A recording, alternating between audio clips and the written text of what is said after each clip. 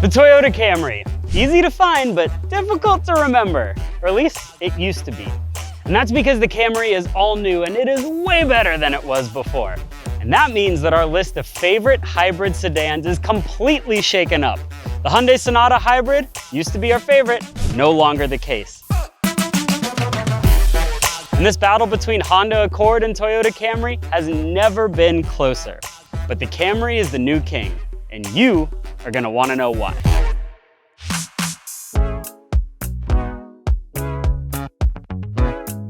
Look at this giant piece of glass. Maybe it's not glass, but regardless, every Sonata now gets this beautiful looking side-by-side display. And that's just one of the many reasons why we loved this car so much. The technology, the value. You feel like you were getting a lot for the money. And that helped put the Sonata over its competitors. But the problem is, those competitors have now caught up and left the Sonata behind. This Sonata is borderline unpleasant to take around a turn. This thing rolls harder than a teenager at Coachella. Now, I know you're not looking for a sports car. This is a hybrid sedan, but the Sonata drives so much worse than the other two, it's almost shocking. It's slow and kind of clumsy to respond when you want it to. And even though it has really squishy, almost floaty suspension, and don't forget these 17-inch wheels with all that sidewall on the tire, it's not any more comfortable. Do you hear that? It's noisy in here. There's noise from the engine, from the road. We actually had to turn down the microphone just so you didn't go deaf watching this. But still, the Sonata retains a lot of what we liked about it last year, and it made some really notable improvements. The new double screen layout is fantastic. It's really easy to work with and it's quick. And above all else, they finally gave it wireless Apple CarPlay and Android Auto. Yay, Hyundai, welcome to the 2020s. It's so nice to have you. The Sonata is also the most efficient car here. It did over 51 mpg combined in our ratings loop. That's super impressive. And here's just a personal thing. I like the way it looks a lot better now. It doesn't look like a fish anymore. It's not that the Sonata got any worse. It's actually that the Camry and the Accord got better. Much, much better. Think of the Sonata as one of those brand new construction apartment buildings that you see on every other street corner. The walls are so thin that you can hear your neighbor's really cringy pillow talk. The appliances, the amenities, they're nice, if not the most functional. And the Sonata even has that typical millennial gray flooring all over the dash. This is still a fine car that has a lot going for it. But if you hold up a magnifying glass and start looking at all the details, it's lagging. Does your Camry look like this? We can help you find one that looks more like this if you head over to Edmunds.com.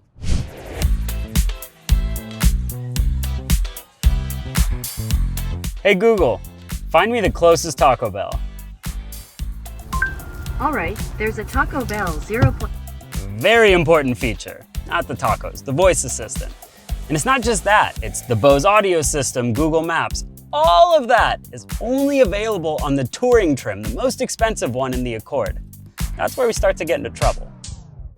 That said, the Accord is really nice in here. The controls are dead easy to figure out. You get a real knob for the air conditioning, you get a real knob for the volume. Anybody can do this stuff. And I like the little details they have as well. Look, these make a clicking noise when you move them back and forth. That's a nice touch. And the Accord is comfortable. Big time comfy in here. Back seat is super nice too. It's the only car here that gives you heated seats in the rear. You also get air conditioning vents and 2 USB-C ports. So the Accord is the quickest car here. It did 0 to 60 in 7 seconds during our testing, despite being down about 30 horsepower to the Camry.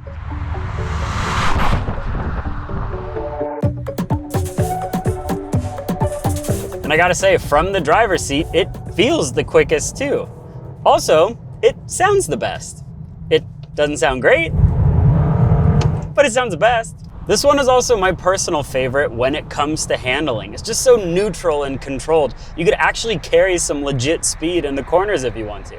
It makes me miss the last generation Accord when they put that turbocharged engine in there and actually cared about performance. Truthfully, this is the closest second place finish I've ever had in a video, and the Accord is so well-rounded and likable. But Honda did make a mistake. They put all of the cool stuff exclusively in the most expensive model. And that means you're losing out on some value.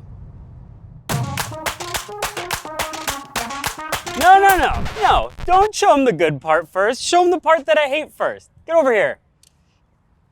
Look at this. 2 exhaust ports, but only one of them is functional. This one right here works. This one over here, completely fake. They went through the trouble of welding this on only for it not to be functional. Who the hell thought that was a good idea? And it's kind of a bummer because the rest of the Camry's new design is actually really cool. And now we can talk about the good stuff. This is the new Camry. It's now hybrid only. That means every single new Camry, you can only get it in a hybrid, which I think is a smart idea, and it really captures where we are in the car world right now. People want hybrids. Toyota, out of any company, is gonna give you the hybrids. That also means this car is very efficient. In our test loop, it did over 45 miles to the gallon. That makes it a little bit better than the Accord, but a little bit worse than the Sonata. But here's the thing that caught me off guard. It actually looks kind of cool. I don't feel like I just took an Ambien when I'm looking at a Camry. That's something I never thought I would say. There are angles here that are actually really nice. It doesn't look as good as the new Prius, but I'll take it. Some hooligan decided to put blue seats in a blue Camry. It's actually kind of fun. I like that. I mean, don't worry, you don't have to get the Avatar seats if you don't want them, but at least they give you some fun choices. The rest of what I'm looking at here is a big step up in quality. You get a big old 12.3-inch touchscreen, comes with wireless Apple CarPlay, wireless Android Auto, and right below it is a row of real buttons to toggle the air conditioning controls, all of that stuff. I have the biggest iPhone that you can buy, and it fits in the wireless charging pad with a case. And get this, it actually charges my phone, it doesn't just cook it. There's also this really nice space here to throw your keys and all of your other belongings. Everything is just exactly where you want it to be. The biggest compliment I can pay this car is that this is the closest that a Camry's interior has ever been to a Lexus. Except for that dash right there. I think it looks like a beard trimmer. Back seat is pretty decent too. I like that the sunroof goes all the way back so even they get a nice look at the sky up there. No heated seats, but you do get a USB-A and a USB-C port for some of you dinosaurs who have iPhones that are 5 years old.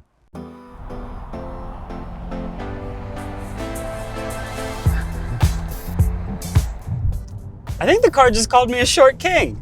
Aside from that passive-aggressive little warning, which happens every single time you block the sensor right here, the new Camry safety technology is phenomenal. It's one of the biggest reasons why this car is winning this test today. The latest updates to the system actually show you when a car is pulling in and out of the lane in front of you, and the car can slow down and speed up appropriately without throwing you through a window. It's just smooth and easy to figure out. And Toyota has not always done this stuff well, but man, have they come a long way. The Camry is also the only car here that has optional all-wheel drive, so all my friends watching this in cold weather climates, take note. This one here is the front-wheel drive XSE model, and it makes the most power of the 3. Hey, watch this. There's actually enough power now that you can beat the car next to you. Most of the time. But the real magic here is in the handoff between electric to gas mode. It is smooth as silk. Most of the time, you don't even know what's happening.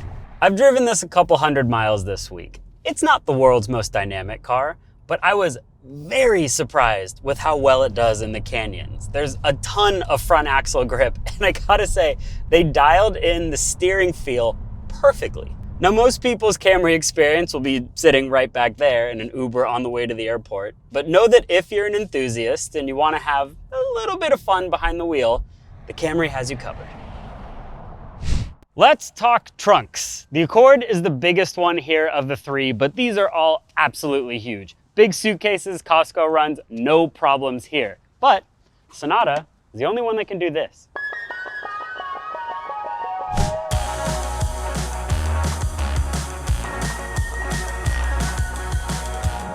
So the new version of a car you've driven past a million times just won this comparison test. What a world. Now, obviously the Accord and the Sonata, they have their strong suits, no doubt. But as we went through our rigorous, detail-oriented evaluation process, the Camry didn't get third place in any category. And that's why it won today. Now tell me what you think. Would you buy a Camry now that it's hybrid only? Let us know in the comments. And as always, thanks for watching.